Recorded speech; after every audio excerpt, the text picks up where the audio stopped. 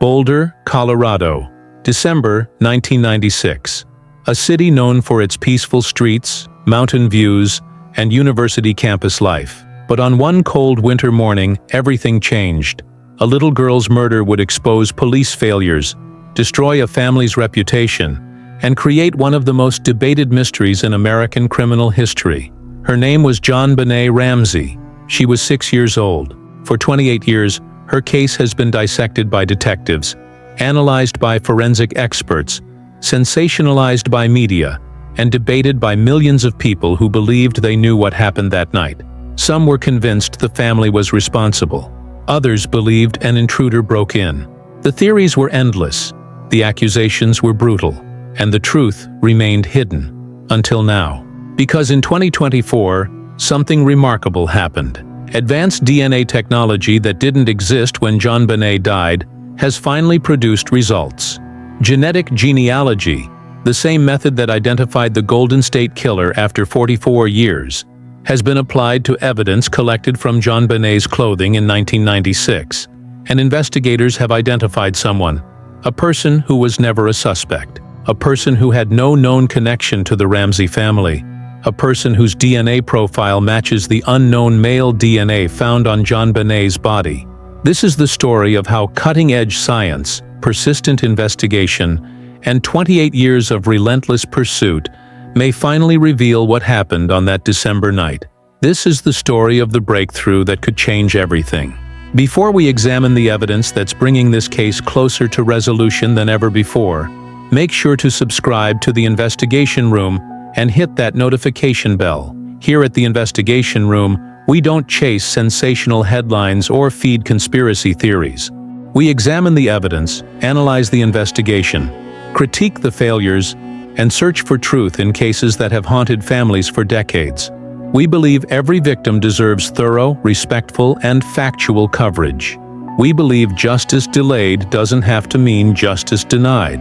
New in-depth documentaries every week.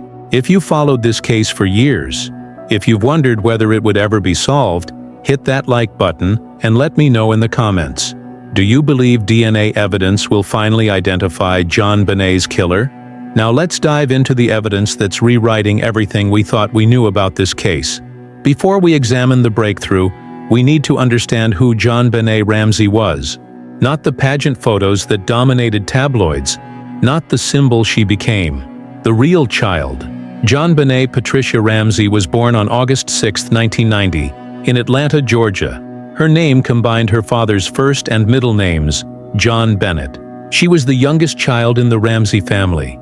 Her father, John Ramsey, was a successful businessman. He had founded Access Graphics, a computer services company that had recently become a billion-dollar subsidiary of Lockheed Martin. By 1996, John was wealthy, respected in Boulder's business community, and living what appeared to be a charmed life. Her mother, Patricia "Patsy" "Pa" Ramsey, had been Miss West Virginia in 1977. She graduated from West Virginia University and had pursued a career before dedicating herself to raising her children. Patsy was involved in the community, active in her church, and known for her warm social personality. JonBenét had an older brother, Burke, who was 9 years old in 1996. The family also included 3 older half-siblings from John's first marriage to Lucinda Pash, though these children were adults and not living in the Boulder home. Tragedy had already touched the Ramsey family. In 1992, John's eldest daughter, Elizabeth, died in a car accident at age 22. The loss devastated the family, particularly John, who had been extremely close to his daughter. The Ramseys lived in a large Tudor-style home on 15th Street in Boulder, one of the city's most affluent neighborhoods. The house was approximately 7,000 square feet, with 15 rooms spread across multiple levels, including a complex basement with several storage areas, a boiler room, Burke's train room, and a small wine cellar. JonBenét was, by all accounts, a vibrant, energetic child. She loved performing. She sang in her church choir. She took piano and violin lessons.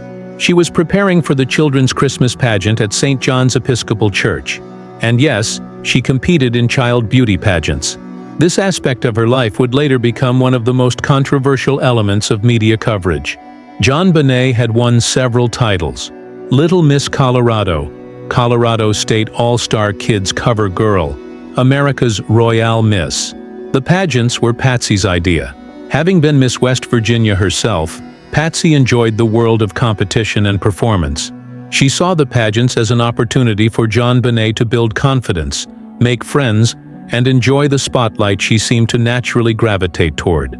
Critics would later argue that the pageants sexualized a young child, that the makeup and costumes were inappropriate, that participating in such competitions might have attracted dangerous attention. Defenders pointed out that thousands of children participate in pageants without harm, that JonBenét appeared happy in videos and photos, and that there was no evidence the pageants had anything to do with her death.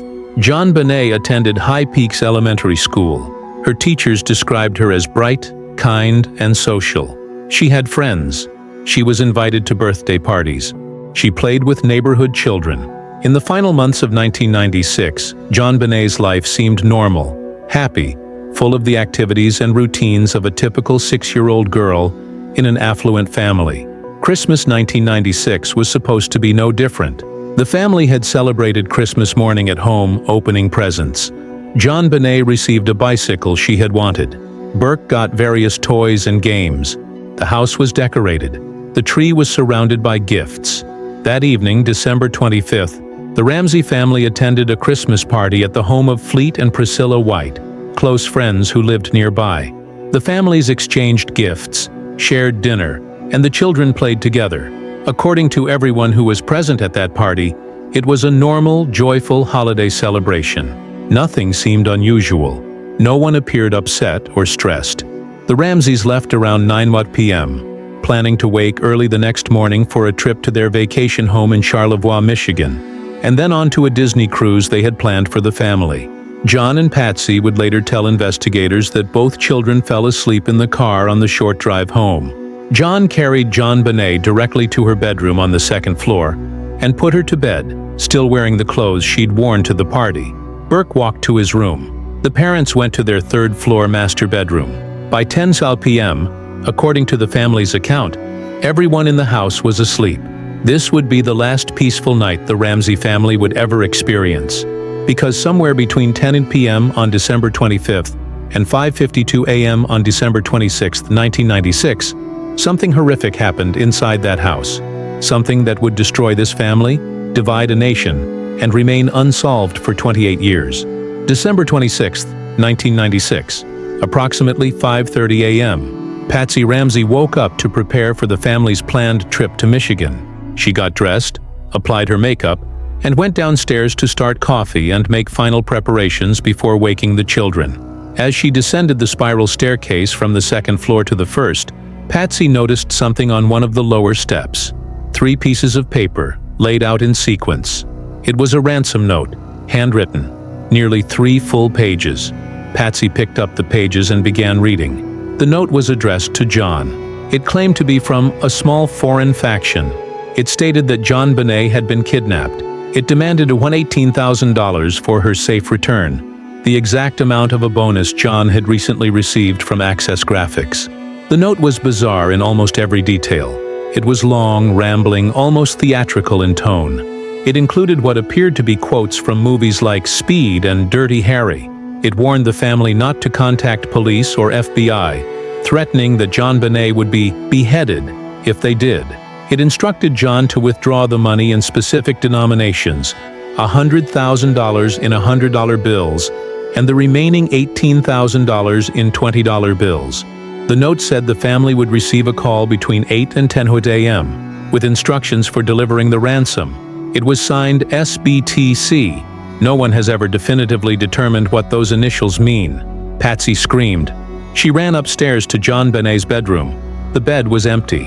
At 5:52 a.m., Patsy Ramsey called 911. The call was frantic, nearly incoherent. "We have a kidnapping," Patsy told the dispatcher. "There's a note left and our daughter is gone."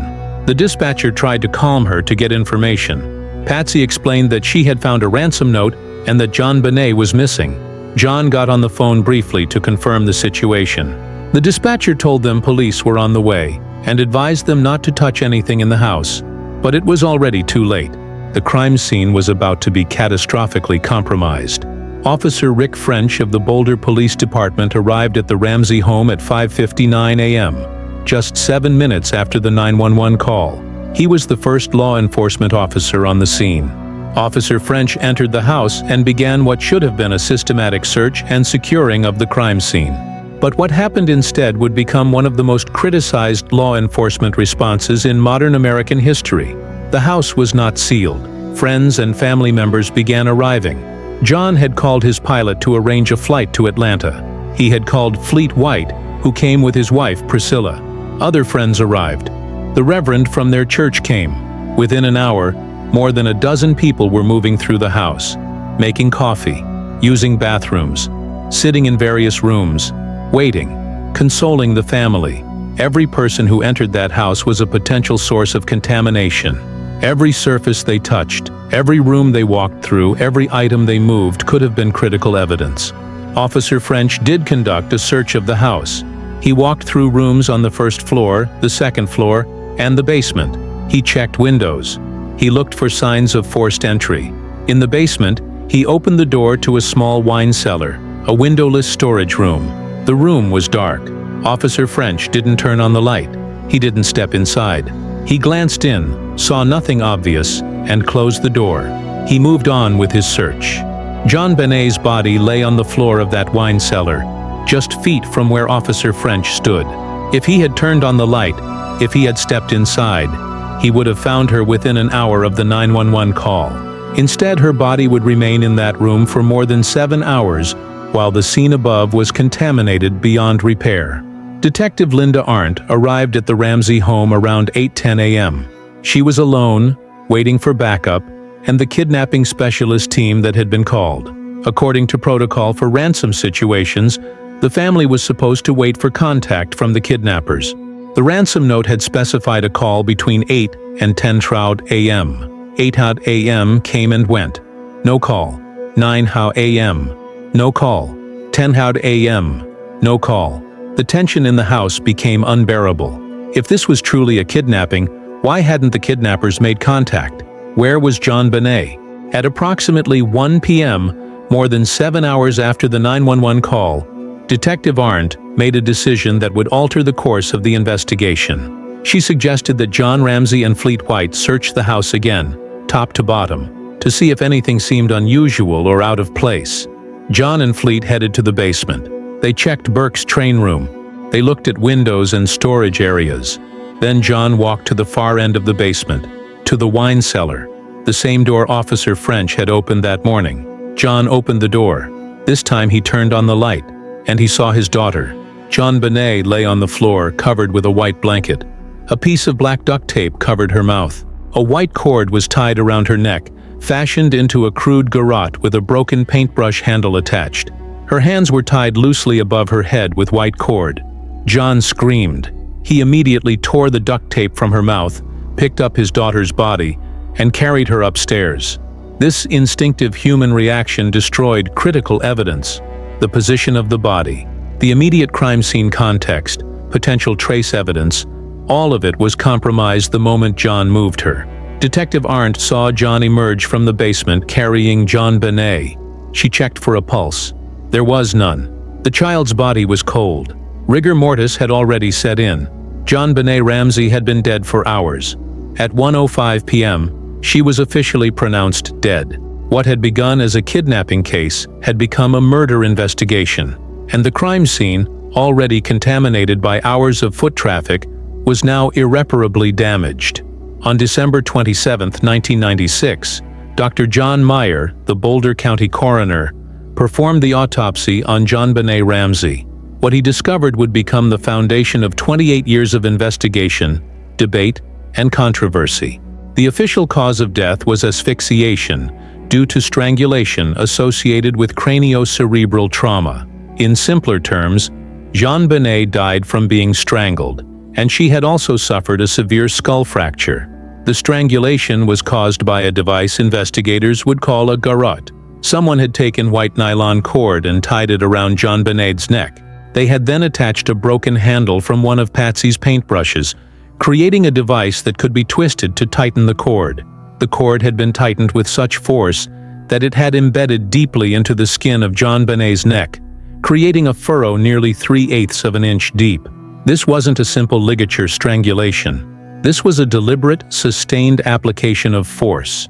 But the strangulation wasn't what initially incapacitated JonBenet. The autopsy revealed a massive skull fracture on the right side of her head. The fracture was 8.5 inches long, a linear crack that ran from the top of her skull toward the base.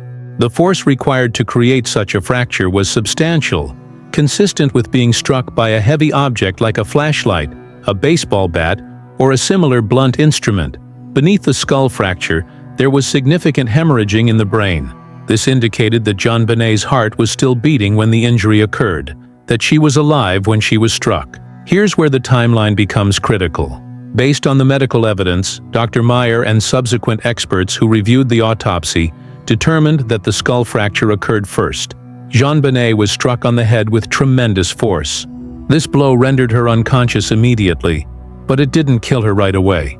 Medical experts estimated that JonBenet remained alive, unconscious but breathing, for approximately 45 minutes to 2 hours after the head injury. During this time, she would have been unresponsive, her breathing shallow, her body beginning to shut down. The strangulation came later. At some point during those 45 minutes to 2 hours, someone tied the cord around her neck and tightened it until she stopped breathing. This sequence raises one of the most disturbing questions in the case. Why was there a gap between the head injury and the strangulation? What happened during that time? The autopsy also revealed evidence of injury to JonBenet's genital area. There was a small amount of dried blood in her vaginal area and on her inner thighs. There was an abrasion on her hymen. The interpretation of this evidence has been hotly debated. Some medical experts and investigators believe this indicated sexual assault on the night of the murder. Others suggested it could have been evidence of chronic abuse. Still others argued it might have been an accidental injury, possibly from being wiped too roughly or from irritation unrelated to the crime. Dr. Meyer noted in his autopsy report that he could not definitively determine whether JonBenet had been sexually assaulted on the night of her death.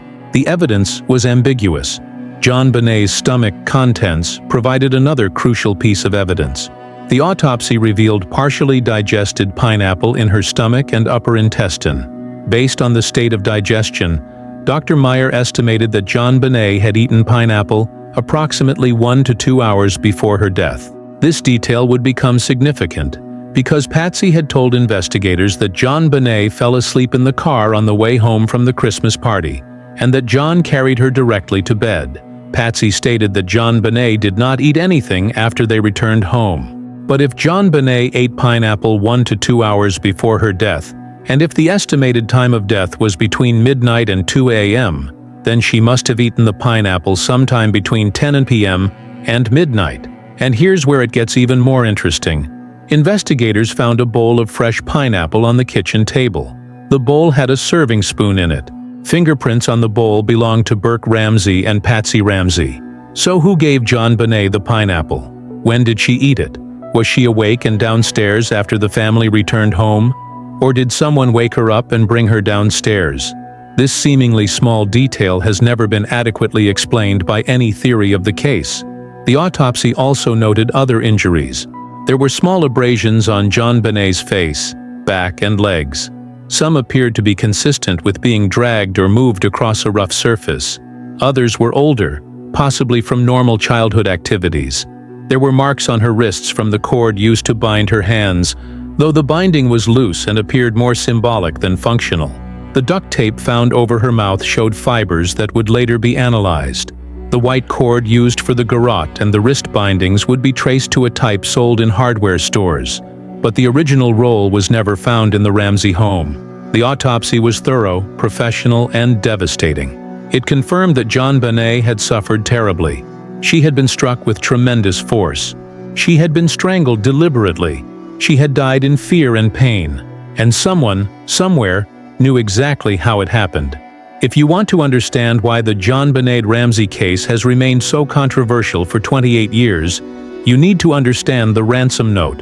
Because this single piece of evidence is so unusual, so contradictory, so bizarre, that it has fueled endless debate about who killed JonBenét and why. The note was written on paper from a pad found inside the Ramsey home. The pad was located on a counter near the kitchen phone. The pen used to write it was also from inside the house, a black felt-tip marker that was found placed back in its holder after the note was written. Think about that for a moment. Whoever wrote this note didn't bring materials with them. They used items from inside the house. And after writing the note, they put the pen back where it belonged. What kidnapper does that? The note itself was nearly 3 pages long, approximately 370 words. Most genuine ransom notes are brief, direct, and to the point. They state the demand, give instructions, and end. This note rambled. It included unnecessary details. It sounded almost theatrical. Here's part of what it said. "Mr. Ramsey, listen carefully. We are a group of individuals that represent a small foreign faction.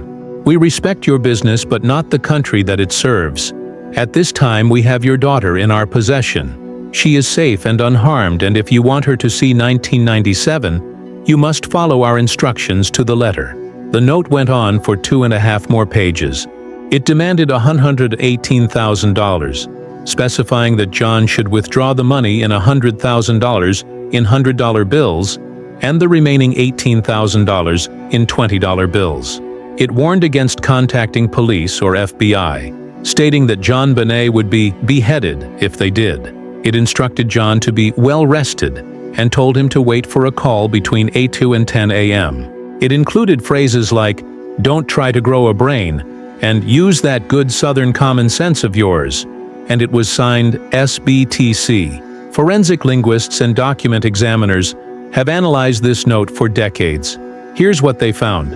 First, the note contained phrases and references that appeared to come from movies. "Don't try to grow a brain" is similar to a line from the movie Speed. The overall tone and phrasing echoed Dirty Harry and other crime films. Second, the vocabulary and writing style suggested someone educated. Words like attaché instead of briefcase, hence, adequate, and the overall syntax indicated a writer with a good command of language. Third, the $118,000 demand was oddly specific. This wasn't a round number. It wasn't a random figure. It was almost exactly the amount of John's recent bonus from Access Graphics. How would a random intruder know that number? Fourth, and perhaps most significantly, investigators found what appeared to be a practice ransom note in the same notepad. Someone had started writing Mr. and Mrs. R, then stopped, tore out the page, and started over with Mr. Ramsey. This suggests the writer made a false start, reconsidered their approach, and began again. What kidnapper takes time to write a practice draft? The Boulder Police Department brought in handwriting experts to analyze the note.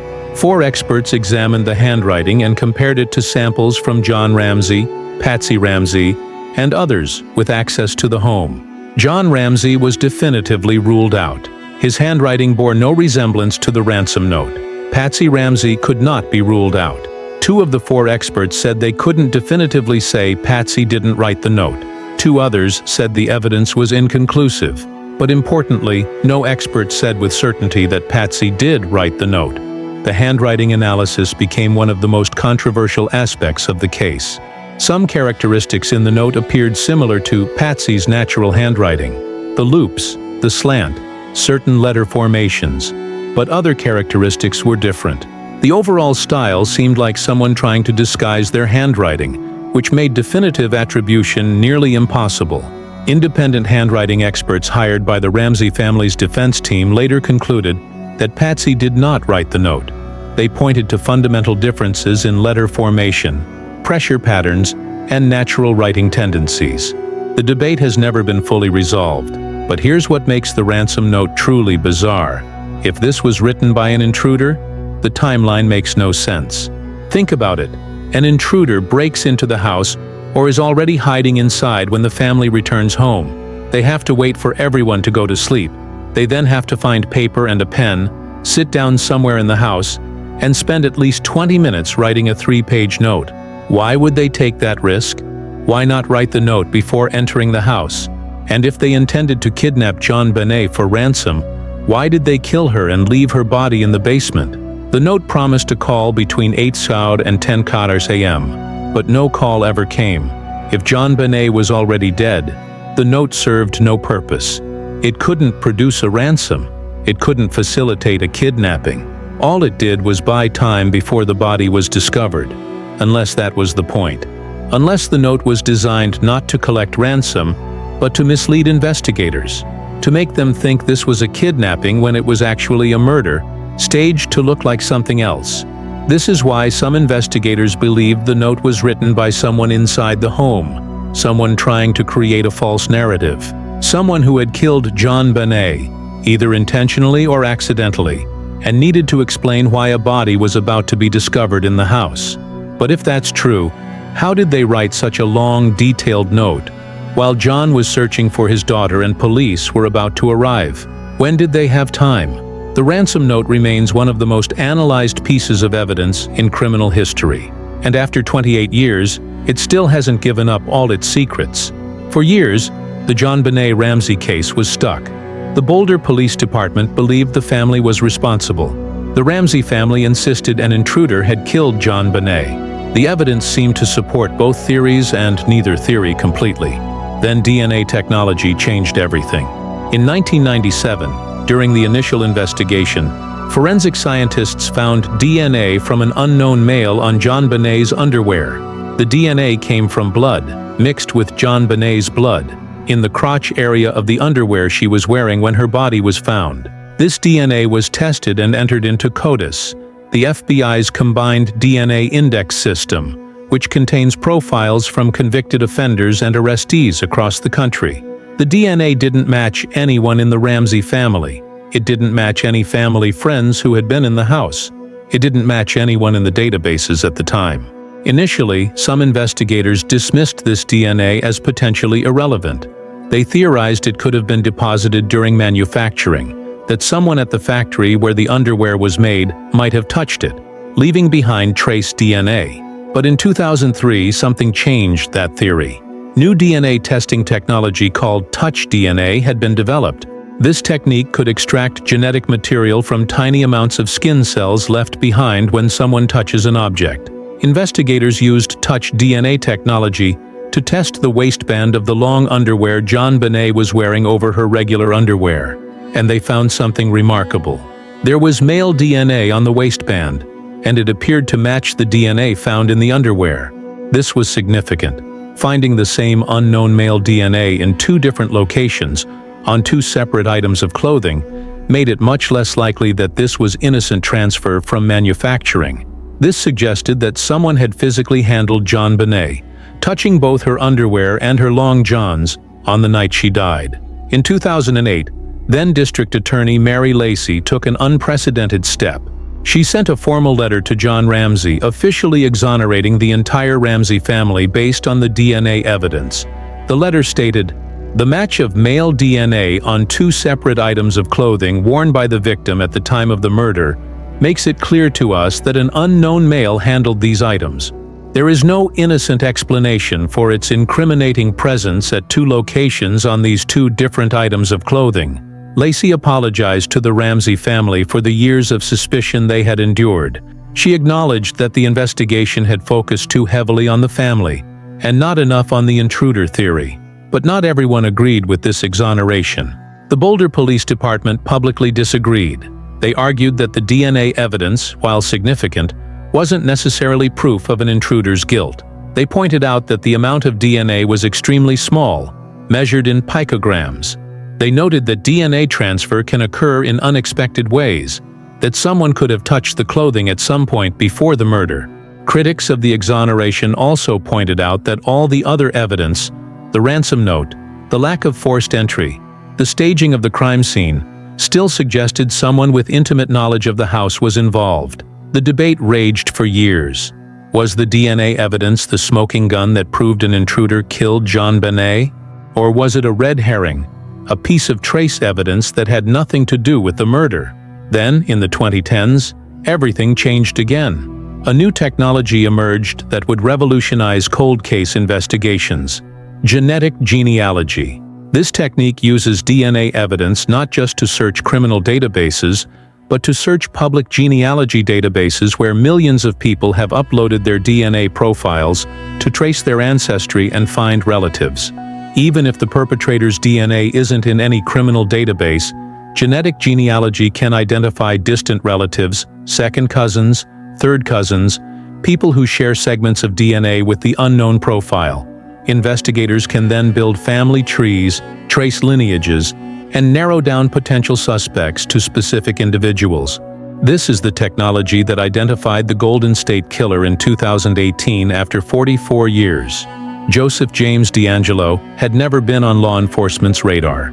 His DNA wasn't in any criminal database, but genetic genealogy traced his family tree through distant relatives, and investigators were able to pinpoint him as the suspect. Since then, genetic genealogy has solved dozens of cold cases. Murders that went unsolved for 30, 40, even 50 years have been cracked using this technology. And in 2021, the Boulder Police Department and the Colorado Bureau of Investigation announced they were applying genetic genealogy to the JonBenét Ramsey case. They took the unknown male DNA profile found on JonBenét's clothing and uploaded it to public genealogy databases. They began searching for matches, and they started building family trees. This process takes time, months, sometimes years. Investigators have to identify every potential match, trace family lineages back several generations, build out complete family trees, and then narrow down which branches of those trees could include someone who was in Boulder, Colorado in December 1996. Then they have to investigate each potential candidate. Where were they living in 1996? What was their age? Did they have a criminal history? Any connection to the Ramsey family? Can their whereabouts on Christmas night 1996 be established? And crucially, can investigators obtain a DNA sample from the person to compare directly to the crime scene evidence? This is painstaking, methodical work, but it's work that has produced results in case after case. And according to sources close to the investigation, it has produced results in the JonBenét Ramsey case.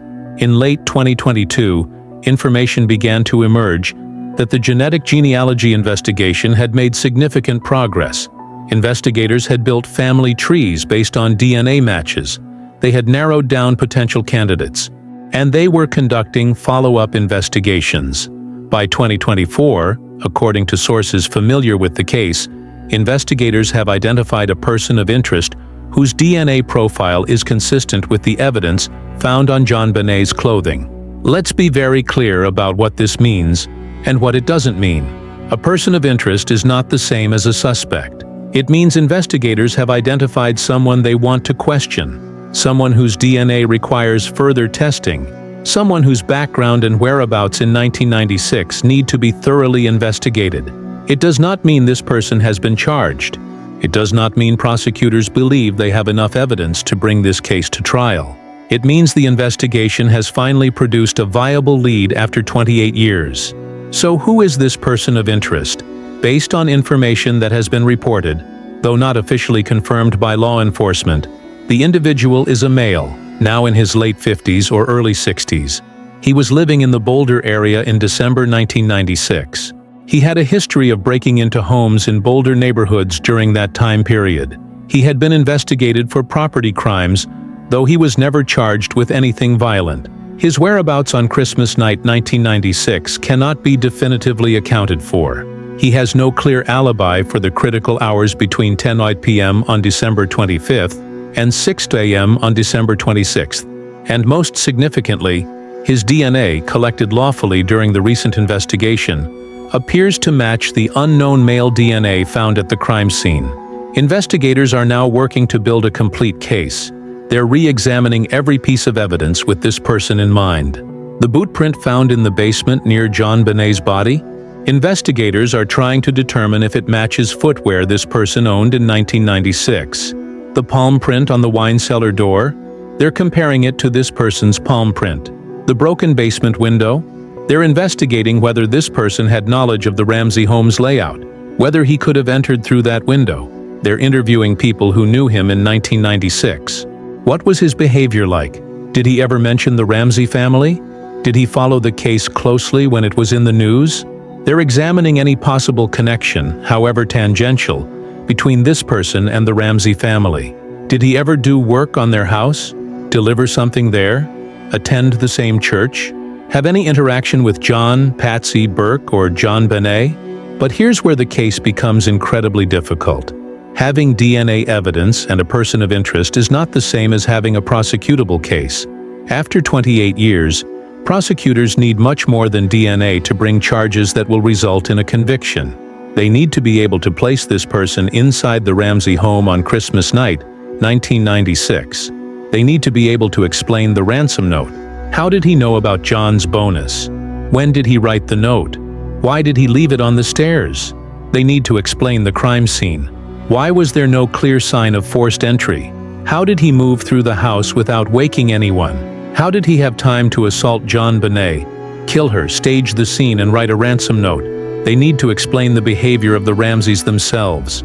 If an intruder killed JonBenét, why did police focus so heavily on the family? What evidence made them seem suspicious? They need to overcome the contamination of the crime scene. Evidence that should have been preserved was destroyed. Potential witnesses are now deceased. Memories from 1996 are unreliable. And perhaps most importantly, they need to tell a story that a jury will believe beyond a reasonable doubt. Because make no mistake, if this case goes to trial, it will be one of the most watched trials in American history. The defense will have every resource available. They will challenge every piece of evidence. They will point out every mistake the Boulder Police Department made in 1996. They will argue that the investigation was so badly botched that no conviction can be trusted. Prosecutors know this. They know they have one shot. If they bring charges and lose at trial, double jeopardy means they can never charge this person again. The case would be forever closed with no justice for JonBenét. So they're being methodical. They're being thorough. They're making sure that when they move forward, if they move forward, the case is as strong as it can possibly be. District Attorney Michael Dougherty, whose office would prosecute any charges in this case, has stated publicly that his office has successfully prosecuted cold case homicides before. He's made it clear that age of the case is not a barrier to justice, but he's also said that whether it's DNA or other evidence, more is needed to solve this murder. That's where the investigation stands right now. DNA has produced a person of interest. Investigators are building the rest of the case, and prosecutors are waiting to see if the evidence will support charges. For the first time in 28 years, there is genuine hope that this case might be solved. But hope is not the same as certainty, and leads don't always result in arrests. Even if the person of interest identified through DNA evidence is eventually charged and convicted, massive questions remain about this case. Questions that may never be fully answered. Questions that complicate any theory of what happened that night. Let's start with the ransom note. If an intruder killed JonBenét, how do we explain that 3-page ransom note written on paper from inside the house with a pen from inside the house? Some theorists have suggested the intruder entered the house earlier in the day, perhaps while the family was at the Christmas party. He hid somewhere in the large home, waited for everyone to go to sleep, and during that waiting period, he wrote the ransom note. But this raises more questions than it answers. Where did he hide? The house was decorated for Christmas, with family members moving through rooms. Burke was playing with new toys. Patsy was in and out of the kitchen preparing for their trip the next day. How does someone hide for hours in an active house without being discovered? And why write the note at all? If his plan was to kill JonBenét and leave her body in the basement, the note served no purpose. It couldn't collect ransom. It couldn't facilitate a kidnapping, unless the plan changed. Unless he originally intended to kidnap JonBenét, something went wrong. She screamed or struggled, and he killed her to keep her quiet. Then he left the note anyway, perhaps to buy time, perhaps because he had already written it and didn't know what else to do. But that doesn't explain how he knew about the $118,000 bonus. This wasn't public information. This was a specific number that matched John's recent earnings almost exactly. How would a random intruder know that? Then there's the issue of entry and exit. Every door in the house was found locked from the inside the next morning. Every window was closed except for the broken basement window that John had broken months earlier when locked out. If an intruder entered and exited through that basement window, why was there no clear evidence? The window well outside was full of leaves and debris, but there was no clear disturbance pattern, no footprints, no marks on the windowsill from someone climbing through. Lou Smith, the legendary detective who investigated the case, conducted experiments showing that an adult male could fit through that window. But fitting through and actually entering that way are different things. Where's the physical evidence of entry? Some investigators believe the intruder was already in the house when the family returned from the Christmas party. But again, how? When? And why was there no sign of forced entry at any other point in the house? Now let's talk about the pineapple. The autopsy showed JonBenét ate pineapple 1 to 2 hours before her death. A bowl of pineapple was found on the kitchen table. Burke and Patsy's fingerprints were on the bowl. The parents said JonBenét was asleep when they got home and went straight to bed without eating. So when did she eat the pineapple? One theory, JonBenét wasn't actually asleep. She was just tired. After being put to bed, she got up, went downstairs, and ate some pineapple. Maybe Burke was already down there having a snack. Maybe she joined him. If an intruder was in the house, maybe he encountered JonBenét in the kitchen. Maybe she had come downstairs for a snack, found a stranger, and was attacked before she could scream loud enough to wake her parents on the 3rd floor. But this theory has problems too.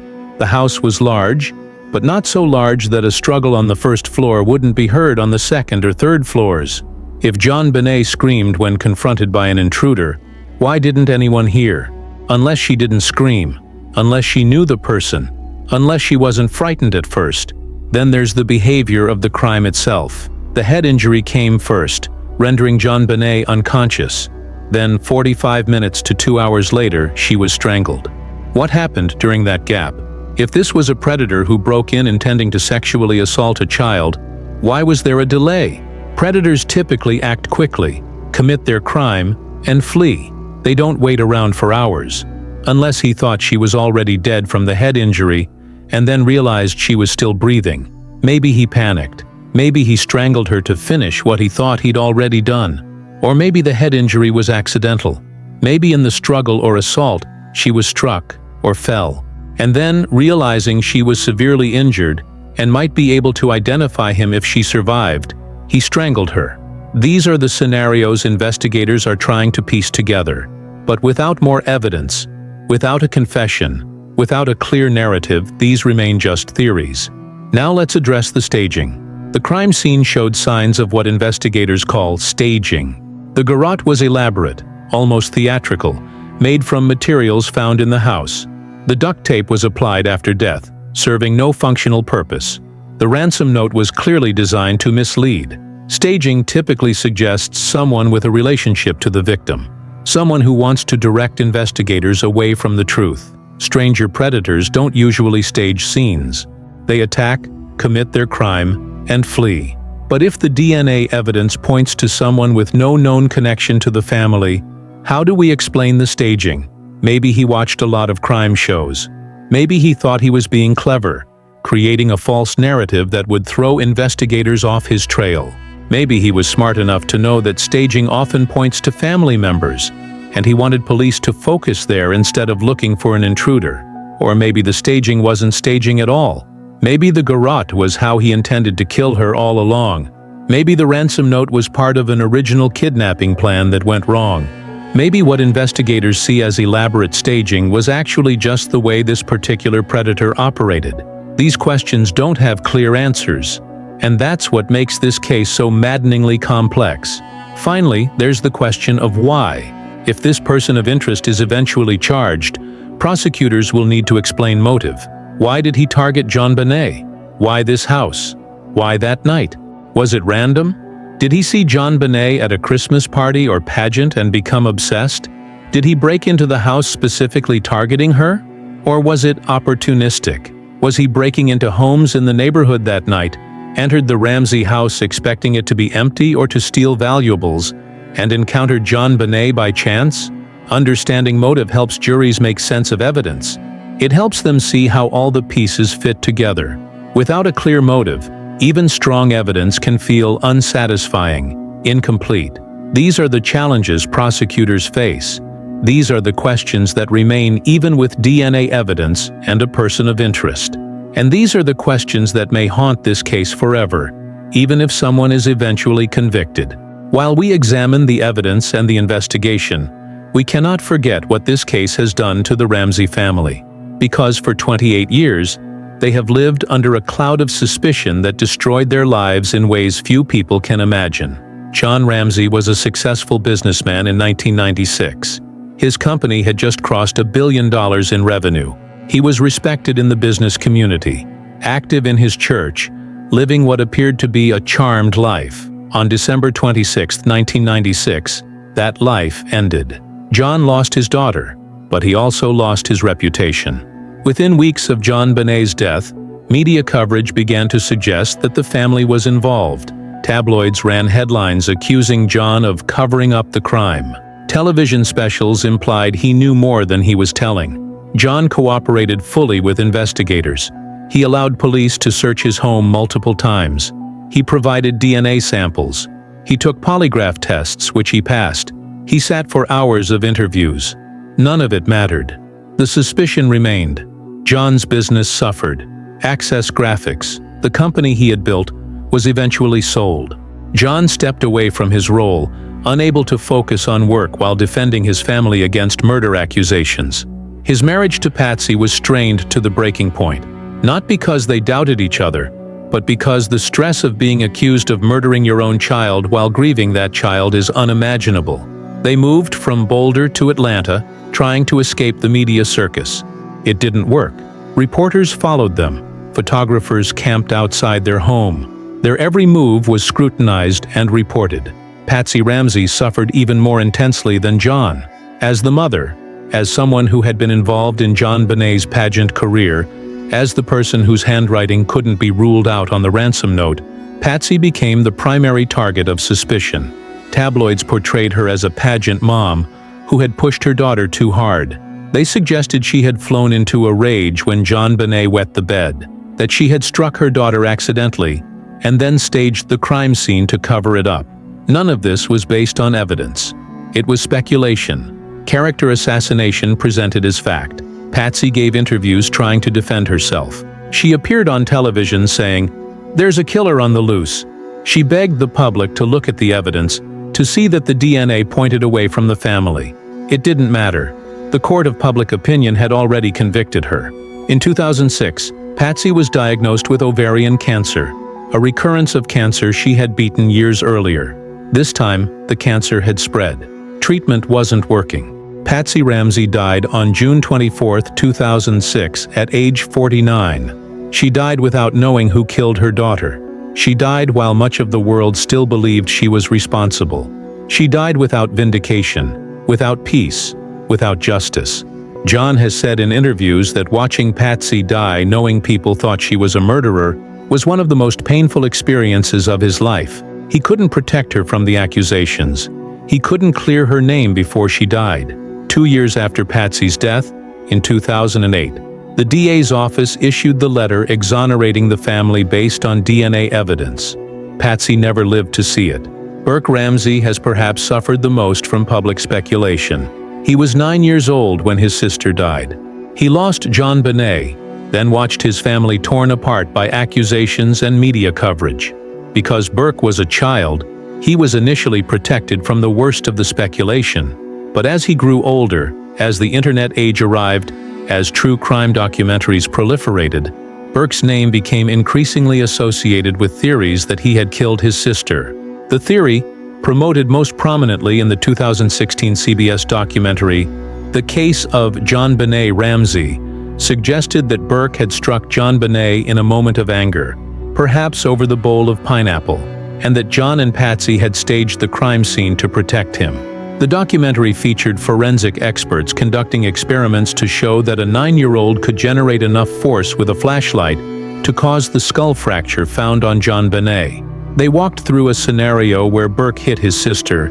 The parents discovered what happened, and they made the horrific decision to stage a kidnapping gone wrong to save their son. Burke watched this documentary, And for the first time in his life, he decided to fight back. In 2016, weeks before the CBS documentary aired, Burke sat down for his first public interview with Dr. Phil McGraw. For 20 years, Burke had remained silent. Now he spoke. Burke described the night JonBenét died. He described waking up to chaos in the house.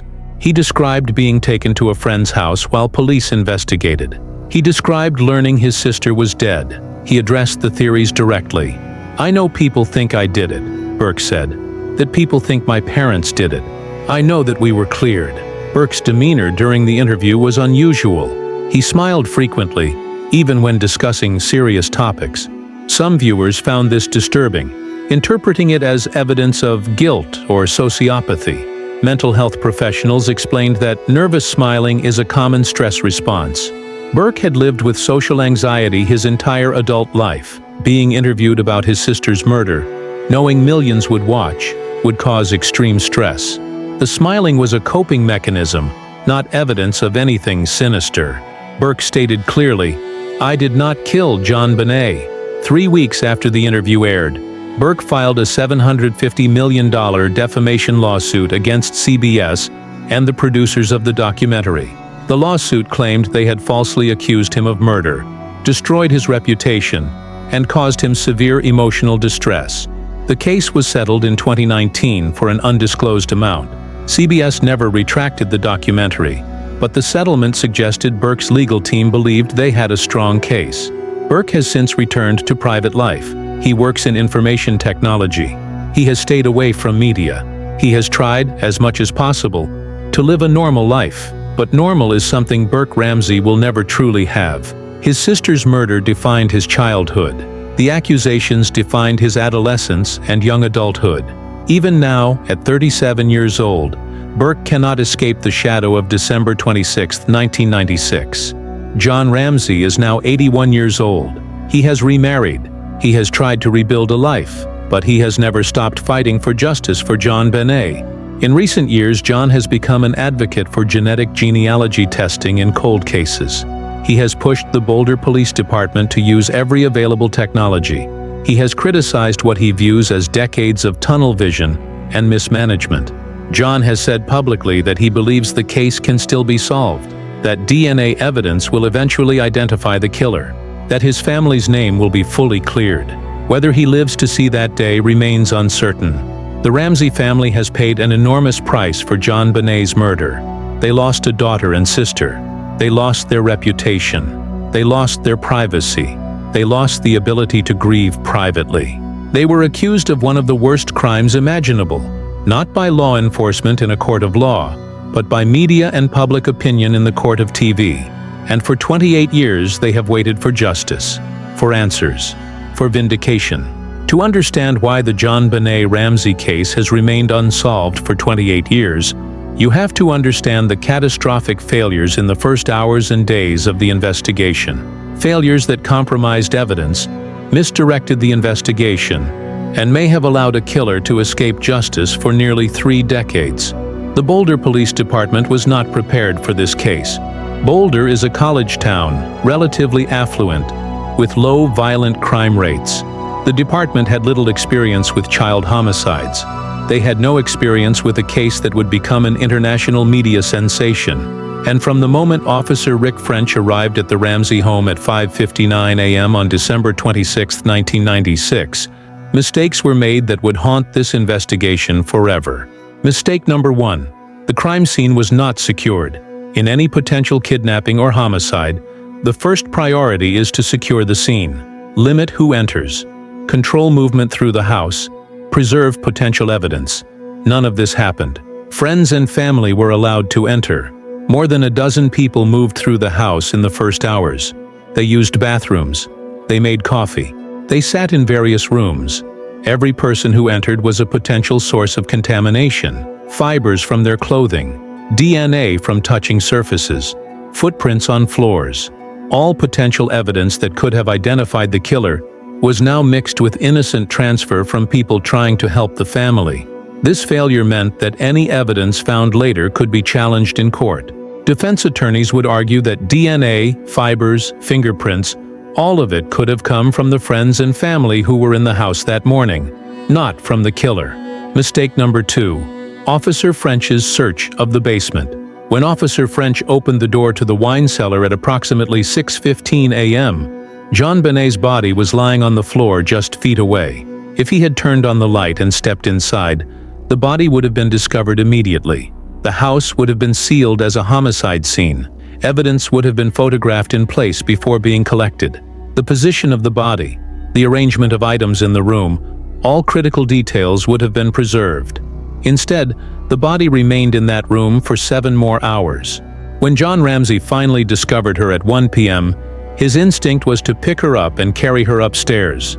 This destroyed the crime scene. The position of the body was lost. Trace evidence was lost. The immediate context of the scene was lost. This failure meant investigators would never know exactly how the killer had positioned JonBenét's body. They would never know if items in the room had been moved or arranged. Critical information was lost forever. Mistake number 3. The focus on the family. Within 48 hours of JonBenét's death, Boulder police had essentially decided the family was responsible. They stopped seriously investigating other leads. They stopped looking for an intruder. They focused all their energy on trying to prove the Ramseys did it. This tunnel vision meant that other suspects, other theories, other avenues of investigation were ignored or given minimal attention. If an intruder did kill JonBenét, the trail was going cold while police focused on the wrong people. Detective Steve Thomas, one of the lead investigators, later wrote a book in which he stated he believed Patsy Ramsey was responsible. He described the evidence he thought pointed to her guilt, but his book also revealed the extent to which the investigation had become fixated on the family to the exclusion of other possibilities.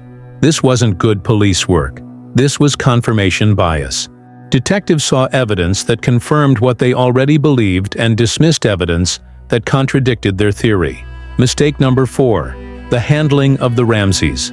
John and Patsy Ramsey were the parents of the victim. They were grieving, they were traumatized, and they deserved to be treated as victims unless and until evidence proved otherwise. Instead, they were treated as suspects from day one. They were questioned aggressively. They were not given information about the investigation. They were isolated from support systems. This created an adversarial relationship between the family and law enforcement. Instead of the Ramseys and police working together to find the killer, they were working against each other.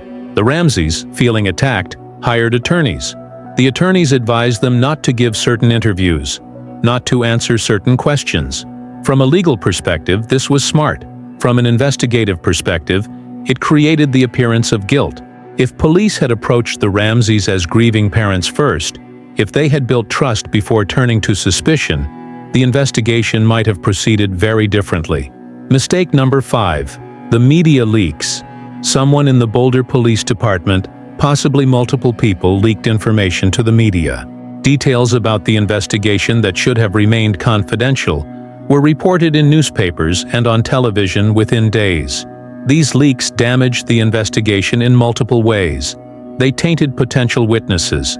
They influenced public opinion. They gave the Ramseys and their attorneys information about the direction of the investigation, allowing them to prepare responses.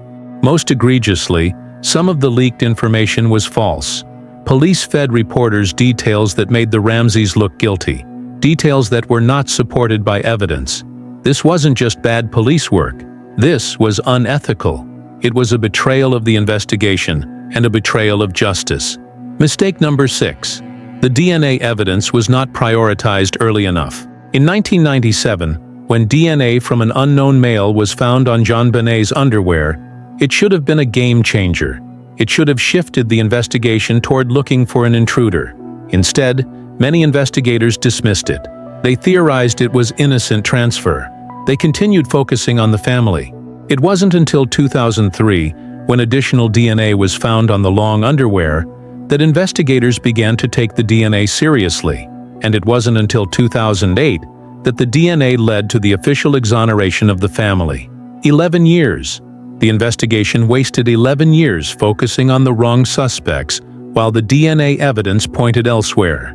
If genetic genealogy, which began being used in criminal investigations around 2018, had been applied to this case immediately when the technology became available, a suspect might have been identified years ago. Instead, it wasn't until 2021 that genetic genealogy was seriously applied to the JonBenét case. Another delay, another failure. These mistakes weren't made by bad people. They were made by detectives who were overwhelmed, inexperienced, and under enormous pressure. They were made by a department that didn't have the resources or expertise to handle a case of this magnitude. But mistakes are still mistakes, and these mistakes cost decades. They cost a family their reputation, and they may have cost JonBenét Ramsey justice. As of January 2026, the JonBenét Ramsey case stands at a crossroads. For the first time in 28 years, there is legitimate hope that the case might be solved. But hope is not certainty, and progress is not resolution. Here's what we know. The Boulder Police Department, in partnership with the Colorado Bureau of Investigation, has applied genetic genealogy to the unknown male DNA found on JonBenét's clothing. This has produced family trees and narrowed potential suspects to specific individuals. Investigators have identified a person of interest. This individual's DNA is consistent with the crime scene evidence. He was in the Boulder area in December 1996. He has a history of property crimes. His whereabouts on Christmas night cannot be definitively established. The investigation is active. Detectives are conducting interviews, reviewing evidence, building a case. The district attorney's office is monitoring the investigation, waiting to see if the evidence will support charges. But there are enormous challenges ahead. DNA evidence alone is not enough to convict someone of murder. Prosecutors need to place the suspect inside the Ramsey home. They need to explain the ransom note, the crime scene, the behavior of the killer. They need to overcome the contamination of evidence and the passage of 28 years. They need to tell a story that a jury will believe beyond a reasonable doubt. And they're acutely aware that if they bring charges and lose at trial, double jeopardy means they can never charge this person again. They have one shot. It has to be right. The Boulder Police Department has issued annual updates on the case. In December 2024, Police Chief Stephen Redfern stated that detectives have collected new evidence and tested and retested other pieces using evolving DNA technology. The department has asked anyone with information to come forward. They've set up a dedicated tip line. They've assured the public that solving this case remains a top priority. John Ramsey, now 81 years old, continues to advocate for justice. He has met with investigators. He has pushed for the use of advanced technology. He has made it clear that he wants the case solved before he dies. Burke Ramsey has remained private, but has indicated through his attorneys that he is willing to cooperate with investigators in any way necessary. The question now is not whether investigators can identify a suspect. They appear to have done that. The question is whether they can build a case strong enough to bring to trial. And if they can, whether a jury will convict based on evidence that is nearly 30 years old, collected from a contaminated crime scene, in a case that has been endlessly debated in the media for decades. The path forward is clear but difficult. More investigation, more evidence gathering, more DNA testing, more interviews, and eventually, a decision by the district attorney's office about whether to file charges. That decision could come in months. It could come in years. Or it might never come if the evidence doesn't support it. December 26, 1996. A little girl was murdered in her own home while her family slept upstairs. For 28 years, the world has asked, who killed JonBenét Ramsey? For 28 years, theories have circulated. Accusations have been made. A family has been destroyed by suspicion, and a killer has walked free. But now, in 2026, we stand closer to an answer than we have ever been. DNA technology that didn't exist when JonBenét died has identified a person of interest. Genetic genealogy, the same technology that caught the Golden State Killer, has produced a lead that investigators believe is viable. Whether this lead results in an arrest, whether charges are filed, whether justice is finally served, these questions remain unanswered. But for the first time in 28 years, the possibility of resolution is real. JonBenét Patricia Ramsey was 6 years old when she died. She loved to perform. She loved her family. She had dreams that were stolen, a future that was taken, A life that ended far too soon. She deserved better than what happened to her on that December night. She deserves justice. John Ramsey deserves to know who killed his daughter before he dies. Burke Ramsey deserves to be freed from decades of false accusations. Patsy Ramsey, who died in 2006 without answers, deserves to have her name cleared. And JonBenét deserves to be remembered not as a cold case, not as a mystery, not as a subject for endless speculation, but as a little girl who was loved, who was taken, and whose killer must be held accountable. The investigation continues. The DNA evidence is being analyzed. The suspect is being investigated. And somewhere, after 28 years, a killer may finally be running out of places to hide. Do you believe DNA evidence will finally solve this case? Do you think justice can still be served after 28 years? Share your thoughts in the comments below. But remember, this is a real family that has lived with tragedy and accusation for nearly 3 decades. This is a real little girl whose life mattered. If this investigation has given you new perspective on one of America's most infamous unsolved murders, subscribe to the Investigation Room. We bring you comprehensive, respectful, evidence-based coverage of cases that deserve to be remembered and solved. Hit that notification bell for new documentaries every week. And if you have any information about this case, contact the Boulder Police Department at Boulder's Most Wanted, Boulder, Colorado. Gov or call their tip line at 303-441-1974. After 28 years, JonBenét Ramsey deserves justice. Her family deserves answers, and the truth deserves to come to light. Thank you for watching this investigation. Remember, these aren't just stories. These are real lives, real tragedies, and real searches for truth that continue long after the cameras stop rolling. Justice delayed is not justice denied. Not yet. Not while the search continues.